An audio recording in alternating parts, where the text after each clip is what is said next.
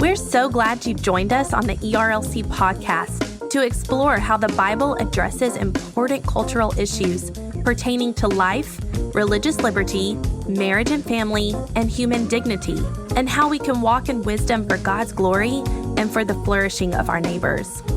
If you're enjoying this podcast and find it helpful, please leave a review wherever you listen. This will help more people find and benefit from what we're learning together. We are grateful for the time you take to join us for these conversations.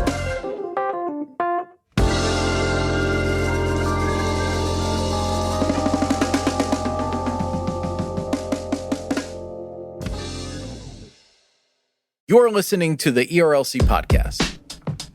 Wait, are we recording in there? Yeah. Are you sure the lines are moving? Yes. Are you positive? We'll go back and check in a minute, but yes, they are moving. I'm very skeptical. Hello, and welcome back to this week's episode of the ERLC podcast, where each week we'll be talking about our work at the ERLC and focusing on what Christians should know about the things going on in the world. I'm Lindsay Nicolay, and for the second week in a row, with me in the studio is only Brent Leatherwood, because we have bid our beloved third co-host, Josh Wester, farewell, and we just want to continue to give him a shout out for just a little while. But ever faithful, here with me is the one, the only, Brent Leatherwood. Thank you, Lindsay. It's a privilege to be in the studio here with you. Does it make you feel lesser than every time I remind listeners that we don't have Josh with us anymore and I'm just left here with you? No, I mean, it feels like we're on Survivor Island. Yeah, we are on Survivor Island. And if people knew what it took to get us set up to record each week, That's true. They would not want to entrust us with this podcast. But let's go ahead and start talking about the week. First, I want to cover what's happening on ERLC.com. First up, we have an important article by Jason Thacker about vaccine mandates and religious exemptions. So with the approval by the FDA of the Pfizer vaccine, there's a lot more chatter going on about possible vaccine mandates, both in the private sector, so privately owned companies or restaurants, businesses, and in the public sector, so government-owned things, healthcare systems. And Christians are rightly concerned about their religious liberty. And this is a first freedom that we have as Americans, as Christians in America. We take it seriously. And as pastors are getting questions about these vaccine mandates and people are concerned if it violates their religious liberty and if there are religious exemptions to this, we want to help Christian leaders and pastors deal winsomely and wisely with these questions. And I just want to pull a couple of quotes from Jason's article that I think captures the tenor of it. Jason says, pastors should graciously and patiently consult with those seeking such exemptions, religious exemptions, or accommodations in order to determine whether the request is predicated on sincere religious grounds. And I love the final paragraph in his article, and it's this. Religious liberty is fundamental to the Christian faith and American life. It is a right that our government is designed to recognize and uphold, but also a right that must be guarded and respected given other deeply concerning religious freedom violations we have experienced over the years. As we continue to address questions about vaccines and mandates, Christians should strive to base our decisions not on politics or hearsay, but on sound biblical reasoning and the best information available. So, Brent, what do you think about this article and this conversation? I think this article is really helpful. It's wise.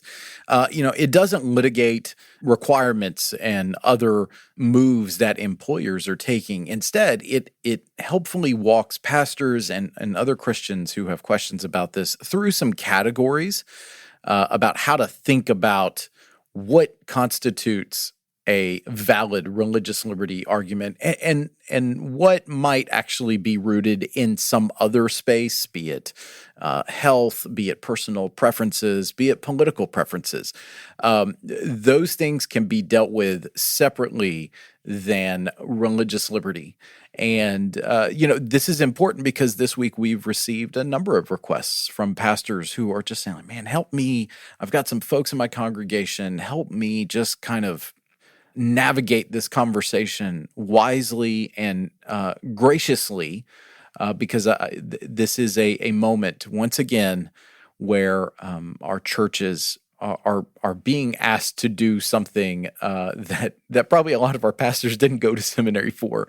Y'all just be kind to your pastors. If you have questions about these kinds of requirements that are coming out there, and just know that they are absolutely doing the best that they can, and we are doing the best that we can at the ERLC to equip them with the kinds of information that they need to answer those questions. That's right. And that's why I am thankful for this article. It's helping me think through this. I was on the phone with a coworker for an hour trying to talk through this type of stuff because I didn't go to school for this. I'm not a religious liberty expert. So we want to uphold our religious freedom that we have here. It is precious. We don't want to bind the consciences of those who are questioning whether the vaccine mandates fall into a religious exemption category or something else.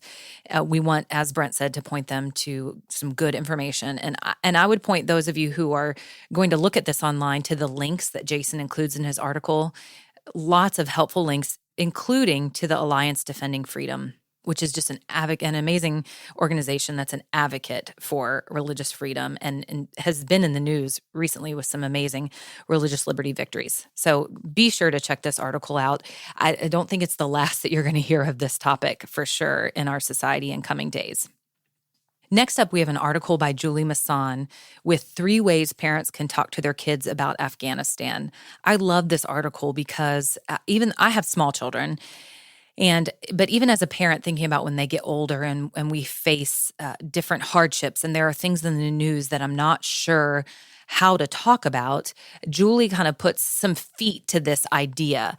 And so if you don't know how to start to address this topic because it feels too big or it feels too hard or feels too confusing, Julie just gives you some simple steps and based on what she has done with her own family. So, for instance, they find a good news source. They listened to a podcast together over dinner, which I thought was a great idea. And of course, that did not come without interruptions. There were plenty of normal family interruptions. They allowed for plenty of time for questions because this kind of stuff is confusing to adults. Of course, it's confusing to children. And then most importantly, they prayed together. And you'll have to check out the article to see how she and her husband chose to structure this to make sure that they weren't just praying in generalities, but making this seem more real and more tangible to their children. I love that we provide resources not just to pastors, but our mission at the ERLC is to equip the church.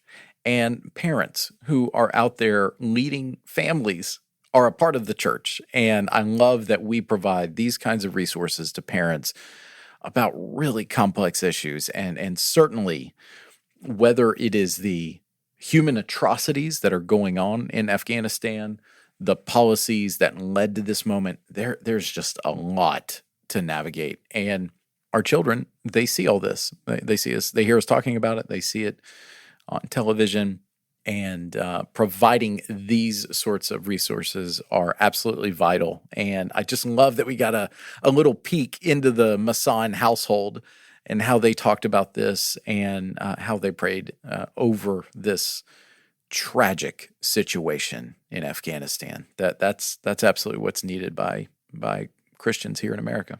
And what stands out to me and what's important to me is that not every parent is going to be equipped and or called to explain foreign policy to their children. Some of our coworkers might be able to do that.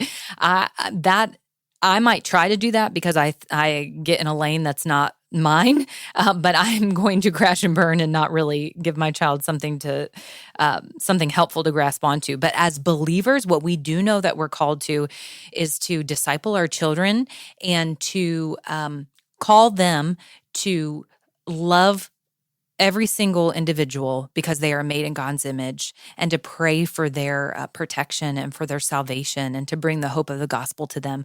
We're to call them to care about humanity and about individuals. And that's something that all of us can do as parents. And then finally, I wanted to highlight a piece that explains a little bit more on paper about something that we talked about last week on the ERLC podcast. And that was a Texas law that was upheld by the Court of Appeals. So this explainer is by Jordan Wootten, and it is titled Texas Law Banning Abortion Procedure Upheld by Court of Appeals. Again, you could go back to last week's podcast to listen more about that in the culture section, and also you can check out the podcast show notes on our site.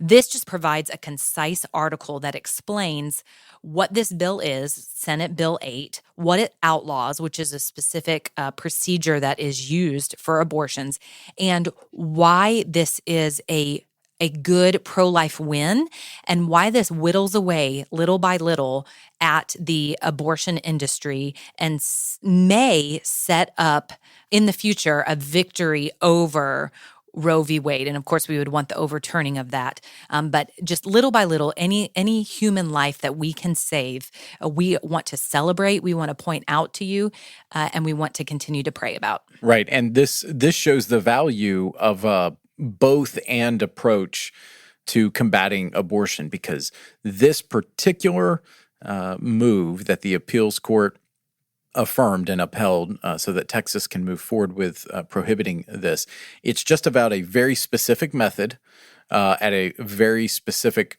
point in time in a preborn baby's life.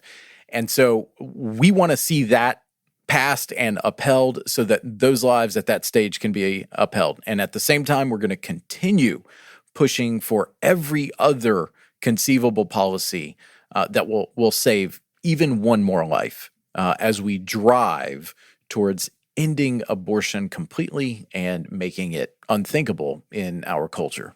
That's right, Brent. And I don't know if I'm thinking of this correctly, because again, I'm not an expert, but I kind of view that incremental approach as if you're fighting cancer, as we have friends whose friends or their spouses are fighting this disease, and they take every measure that is ethical that they are able to use to be able to whittle away at that cancer. They don't just wait to have like the one magic pill that will totally eradicate it all, and just wait in the meantime for that cancer to grow in their body. By and large, I would assume they take every measure that they can to be able to whittle away at that. And that's what we want to do, because it means saving lives. Yeah, absolutely. That's a great analogy, and that's a helpful one for us to think about as we continue our advocacy to end abortion. So, Brent, that's your look at what's happening on ERLC.com this week. Now it's time for our culture section. Brent, tell us what's happening. All right, thanks for that, Lindsay. And, just before we began recording this podcast, I had the privilege of hosting an online event for the ERLC that took a look around the globe at international religious freedom challenges. And honestly, that word challenges, it's not big enough to really carry the weight of just some of the major conflicts that are happening around the world right now. And chief among them is what is happening in Afghanistan, where just a disastrous series of events continues to play out, even as people are being evacuated in huge numbers, which we are thankful for. But it's needless to say, this has been a heavy week. And as a matter of fact, just earlier this morning on Thursday, two big explosions rocked Kabul, just outside of Hamid Karzai International Airport, where those evacuations are taking place. So this comes to us, our first story comes to us from the Wall Street Journal. Two explosions ripped through crowds of Afghans trying to enter Kabul airport on Thursday, causing multiple casualties and disrupting the final push of the U.S.-led evacuation effort. At least 3 U.S. troops were injured, a U.S. official said. Witnesses reported multiple fatalities among the Afghans, many of whom were trying to enter the airport because they had assisted U.S.-led coalition efforts and feared persecution by the Taliban. Western governments have repeatedly warned of an imminent attack by Islamic State and urged their citizens not to approach the airport. After the blasts, the U.S. Embassy told all Americans to leave the entrances to the airport immediately.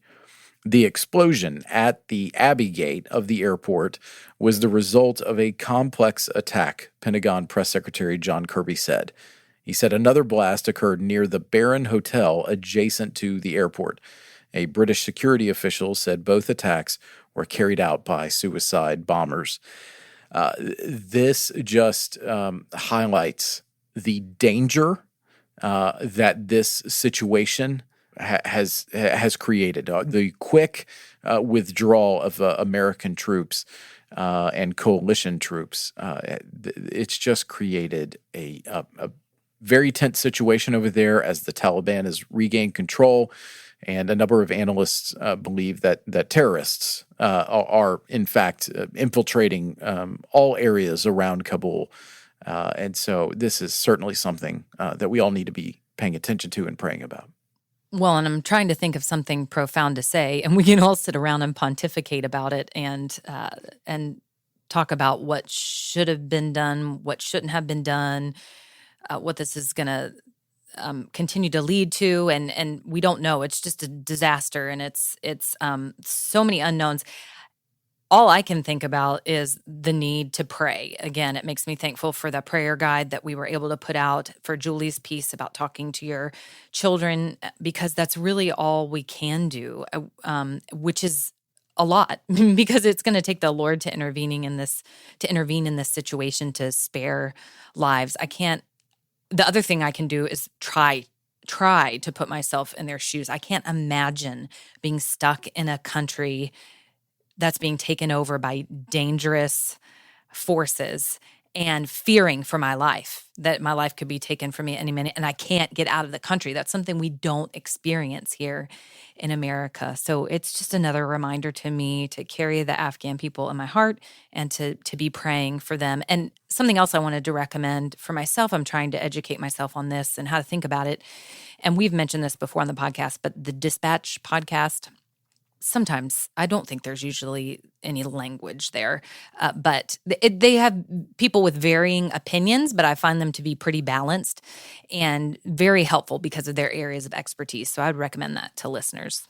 Yeah, absolutely. Dispatch, they've been doing some great reporting as well as some great thinking on the situation in Afghanistan. So one of the ways, though, that we can talk about policy is what we've done at the ERLC, which recently we joined a letter with other evangelical organizations to urge President Biden and the Biden administration to honor our commitment to Americans who are in Afghanistan, as well as those who helped the American effort in Afghanistan to flee from that country as the Taliban takes over. And NBC News is reporting this, that around 1,500 American citizens remain in Afghanistan ahead of the rapidly approaching August 31st deadline for the U.S. to withdraw troops from the country, U.S. Secretary of State Antony Blinken said on Wednesday. In a briefing with reporters, Blinken said 4,500 Americans have been evacuated from Afghanistan in the past 10 days, and we've been in direct contact with approximately 500 additional Americans and provided specific instructions on how to get to the airport safely. He said officials have had a difficult time tracking down the other estimated 1,000 American citizens who might still be in the country. There are varying estimates from other news outlets that they're beyond these Americans. There are green card holders. There are Afghans who have specific visas that would allow them to gain entry into America because of this crisis. And many analysts suggest that we just are not going to be able to get all of these individuals out of Afghanistan.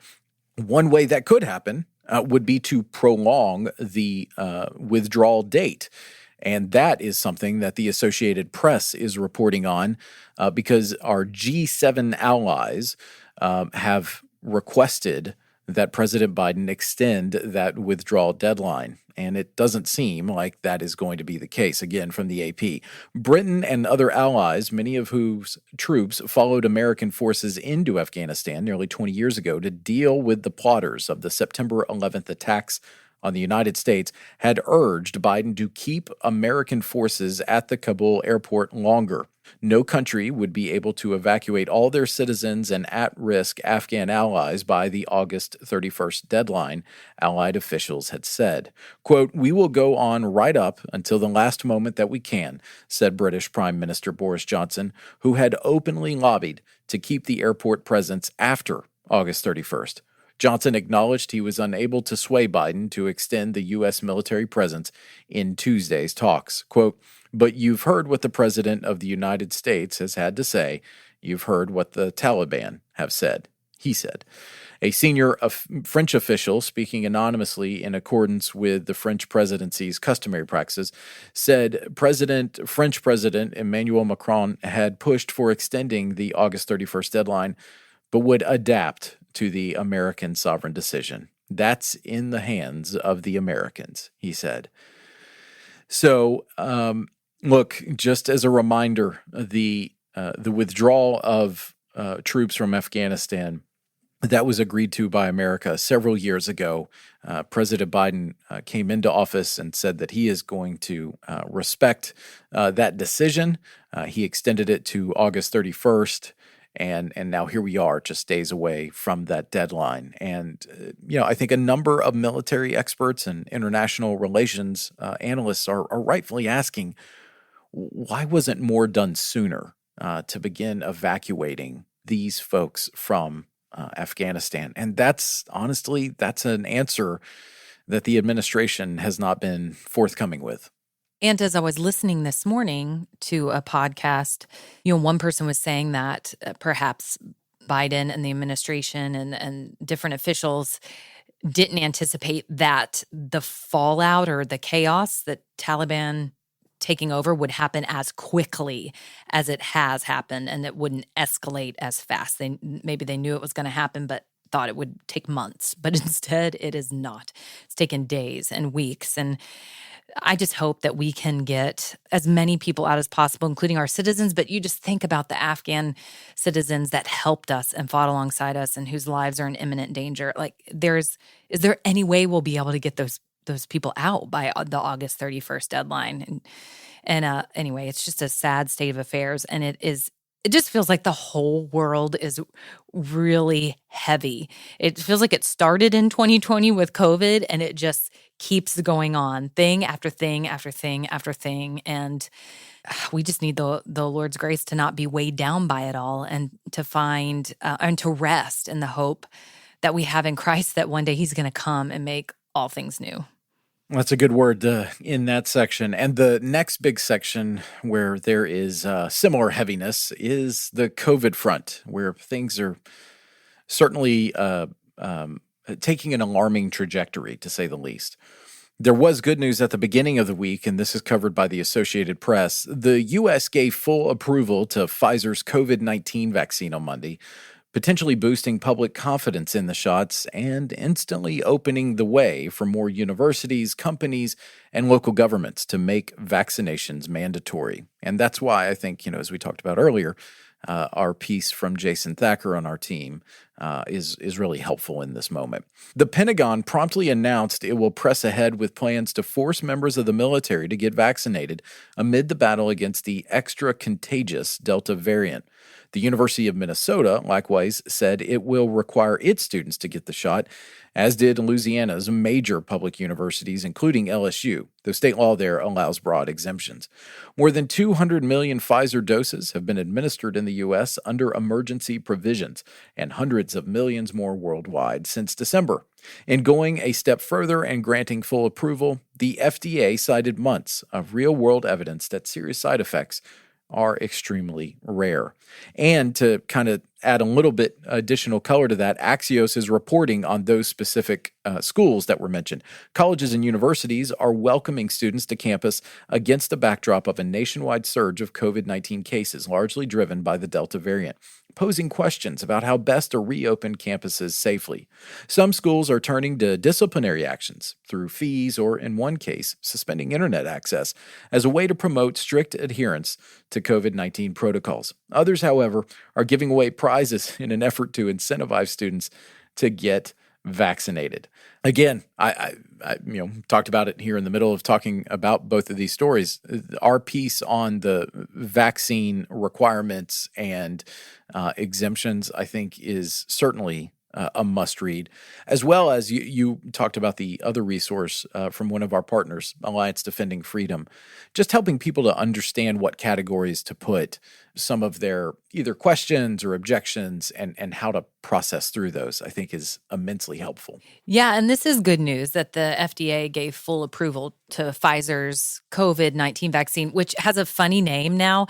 The things that, just on a lighthearted note, the things they name drugs, how did they come up with these I've things? always wondered how they come up with the names There's of these. one that the inner middle school child in me always giggles. It's named Latuda. I'm like, if I had to take a medicine named Latuda every day, which I'm sure it's a helpful medicine. I don't remember what it's for. I'm not making fun of people that take it. I'm saying the names are hilarious. Right.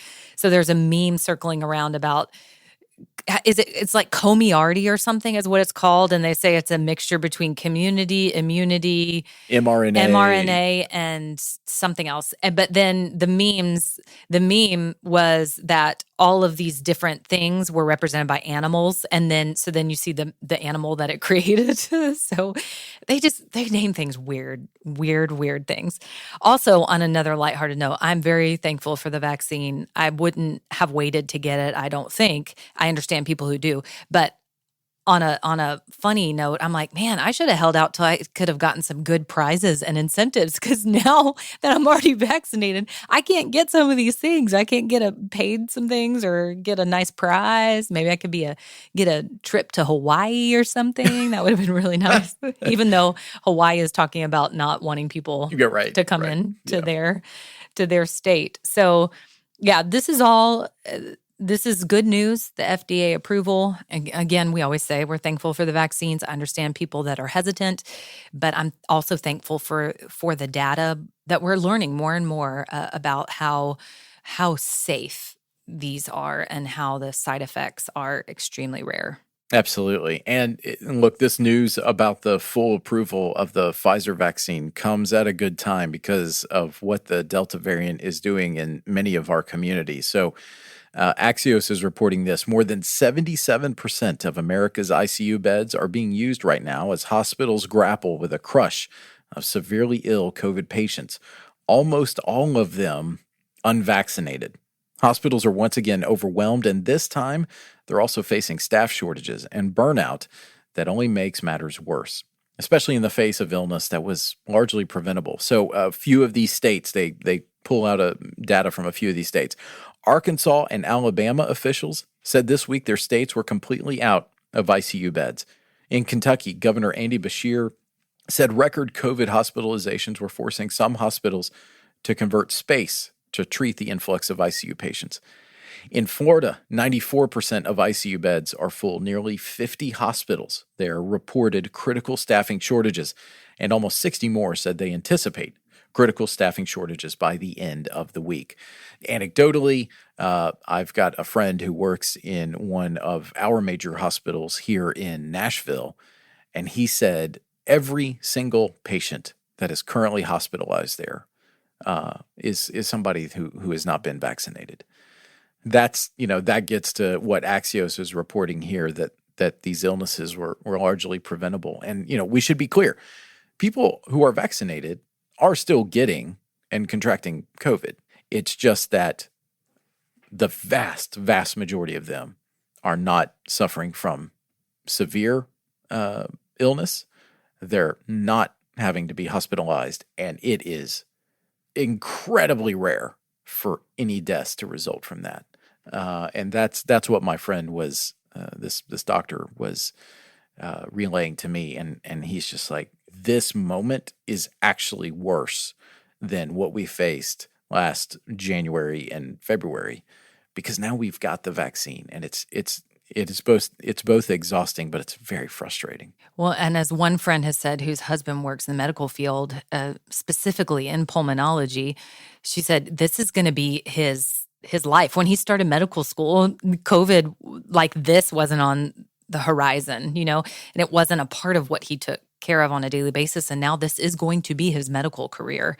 And it's just heartbreaking to see some of the unvaccinated people that he's been treating in the ICU who are young or who would still refuse to get the vaccine. And look, people have a right to not get the vaccine.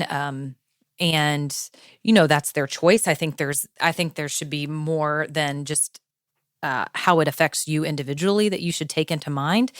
But for me, I don't want to gamble with the seriousness of how this can play out. I'm thankful I'm thankful the numbers aren't higher than they are, but still the numbers are way higher than they had projected at the very beginning. And it just sounds like an absolutely terrible illness that people are suffering from in isolation.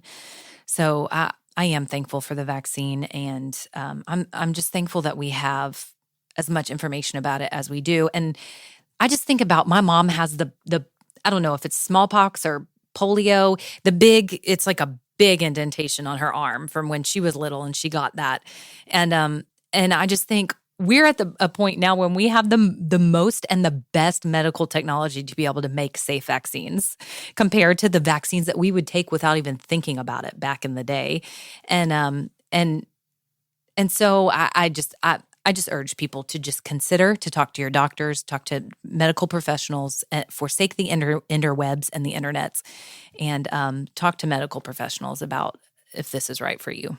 Well, and this last story that we're going to talk about is a slightly more lighthearted one, but it's not something I would recommend anyone in our audience do to either show your support or opposition to masks, which once again are back in the news with school starting. And there's a number of parents out there that have varying opinions on the use and efficacy of masks in schools. So this Texas father took a unique approach to showing his support. And the story goes like this. James Akers, a 15-year resident of Dripping Springs, Texas, started the 90 seconds he was allotted during public comments in front of his local school board by saying he had 3 children go through the school district and another currently in high school. He said, quote, "I'm here to say that I do not like government or any other entity. Just ask my wife telling me what to do. But sometimes I've got to push the envelope a little bit, and I've just decided that I'm going to not just talk about it, I'm going to walk the walk." Akers then discussed how much he hated the jacket, shirt, and tie he's required to wear for work before proceeding to take off all 3. He then alluded to mask opposition and sarcastically talked about driving through 3 stop signs and 4 red lights on his way to the meeting and parking in a handicap space. Quote, "I almost killed somebody out there, but by God, it's my roads too, so I have every right to drive as fast as I want to. It's a simple protocol, people," he continued, by now having removed his pants and standing before the school board members in a swimsuit. School board president Barbara Stroud addressed the stunt, which drew a mix of gasps, laughter, and cheers from the crowd. She said, "Mr. Akers, I understand. I believe you're a swimmer, but if you wouldn't mind putting your pants back on for a comment, that would be appreciated," she said. We are living in a very crazy times. Crazy moment. Yes. I would not suggest that this be the way that any of us, again, show either our support or opposition for any policy. Well, that's like this guy here in Nashville. Well, that's the suburb of Nashville where I live, and the certain county the school board was having a meeting about mask mandates, which are incredibly heated these days. And this man was captured on video screaming at one of the school board members, I believe, and he was saying, "We know where you live." You're threatening him. And like, what? You've lost your mind. Then come to find out, which, P.S., I actually know who this guy is because of some different connections, which I'm just not going to say publicly on the podcast. But then come to find out, they interview him, and I'm not sure if he's married, but he definitely does not have kids that are even going to school. I'm like, oh my word. He just felt it was his civic duty to show up. So, okay, you want to show up, fine, but don't threaten people. People are just losing their minds. The whole world is going mad. People are just losing their minds. So you're going to have a sense of humor about it at some point, or else you'll just curl up in a fetal position and take everything personally. Christians, fellow Christians, let us be known for the grace and the humility that we are approaching these situations, and just ask the Lord for wisdom to navigate them. So that way we don't inadvertently become a hurdle towards others hearing the gospel through us. So that's right. Well, and you know what I've been convicted about lately is grace and humility, and I don't remember what other words you used, but let us be known for that in public so Twitter and the social media and everywhere else, but also in private, like in the thoughts of our hearts. Do the words of our mouth and the meditations of our hearts please the Lord? Do I say things to people behind closed doors that I would not say to the people I'm talking about in front of them or to their face? And I'm guilty of that, and I have been convicted of that lately. The lack of charity with which I interact with people sometimes and the conclusions I draw. So just to Jesus juke you, Brent, that's my Jesus juke for the day. But it's one that Jesus juked me with. So I guess it's legitimate. All right. Well, Lindsay, that's your look at This Week in Culture. And now it's time for the lunchroom, where we tell you what we're talking about with each other. Brent, you're up first because, and I did this last week, now it's just the two of us. Wah, Just the wah. two of us. We can make it. Right? Nice, No, nice. yeah. So what do you have for us this week? Hey, so I mentioned this earlier, the online event that I moderated earlier, we now have the link up, and it is called Baptists and the Nations, Religious Freedom Challenges Around the Globe. We were joined on that. Our colleague, Chelsea Sobolik, was on there. But we also had Todd Lafferty, who is the Executive Vice President of the International Mission Board, our sister entity here in the SBC, and also Paul Miller, who is a professor at Georgetown University, and he is an expert in international relations. And the thing I just want to pull out, one of the little gems of wisdom that Paul talked about was regarding China. And he was just saying that, look, the way that any society treats the people within it and the fundamental rights that we hold dear is usually a preview of how they will treat their national neighbors. And because China is taking an increasingly aggressive posture in East Asia, he said we need to be paying very close attention to that. Obviously, all of the headlines are rightfully focused on what is happening in Kabul and in Afghanistan right now. But he said we as Americans, we need to be paying close attention to what China is doing to assert itself across the globe. And it was a really good conversation. We touched obviously on Afghanistan, on East Asia. We also looked at Eastern Europe and the influence that Russia is having there. We talked about Hungary there. It was a great conversation. And so I would commend it to our audience. I've been loving these events that we've been doing, these online events, and I mean, thanks to COVID, that's kind of why we started or got started with a lot of them. So that's one good thing that's come out of COVID, or one of the good things that's come out of COVID. Paul Miller, I like to follow him on Twitter. I love the things that he has to say. It's so informative, and I would highly recommend, well, even myself, I'm going to have to go back and watch the video because I was driving into the office. So I caught the very first part, and I was noticing, what I noticed as we started was the backgrounds that everybody had set up. So your background in your office was just perfectly so. Chelsea's was in her office, Paul's was, and then, and Todd's as well. So anyway, I was background rating or whatever it is that they call that. I think Room Raider. Room Raider. That's what it is. Room Raider. Okay. What I want to share is that Johnny Swim, who listeners, Brent didn't even know who Johnny Swim was. No idea. He called them Johnny Spin.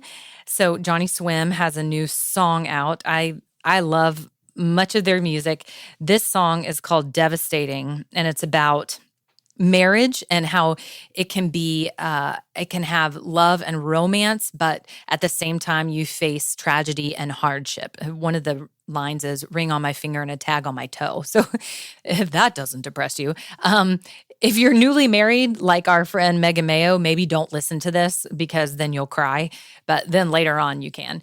It's just they make such sweet music, and the music video is really sweet because it just shows memories of them married and with their children, and in a culture where marriage is not prized and the biblical view of marriage is not upheld, and certainly commitment and the covenant of one man and one woman together until death do us part is not championed.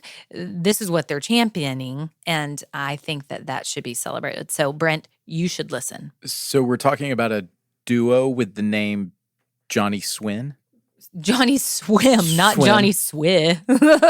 So husband and wife, which just to let you know, I mean, I don't know the husband, but I know who he is because he grew up in my hometown and is friends with my friends. And my friend her husband played guitar for him for a while. Well, I'm just pointing out, your husband is in the music industry. My wife is. The better name would have been Johnny Spin because you want spins for your album. No, you don't even get spins anymore, though. Well, you get downloads. You get plays. Yeah. Whatever. But anyways, I'm just saying, I've never heard, I'm sure it's great music. You need to go ask your wife. You played it before. You played it here before, and to me, it kind of, sounded like something maybe you'd hear in the background of a coffee shop. Well, the wife in the duo is actually the daughter of Donna Summer. So music is just it's a music royalty. That's music right. royalty. You need to check it out, and I'm sure your wife would tell you the same thing. So I'm sure. Check out their new music, everyone. I'm sure. I like Kenny Rogers and Dolly Parton. Oh, my word. Now, Dolly Parton, Kenny Rogers. Yeah, you can't roll your eyes at the Queen of Tennessee. I don't roll my eyes at Dolly Parton. I'm kind of rolling my eyes at Kenny Rogers. It's just not my thing. Just not my thing. But anyway, that's where we'll end. We do love Dolly Parton, everybody. And Yes, we do. Go check out Johnny Swim. Just as a reminder, you can find links to all of the things we talked about today in the show notes. And if you like the podcast, please consider helping us spread the word by sharing the episode on social media or going into the podcast app and leaving us a rating and review. That will help people find us and will encourage Brent and I to continue to bring you great content week after week. As always, we'll be back next week with more content.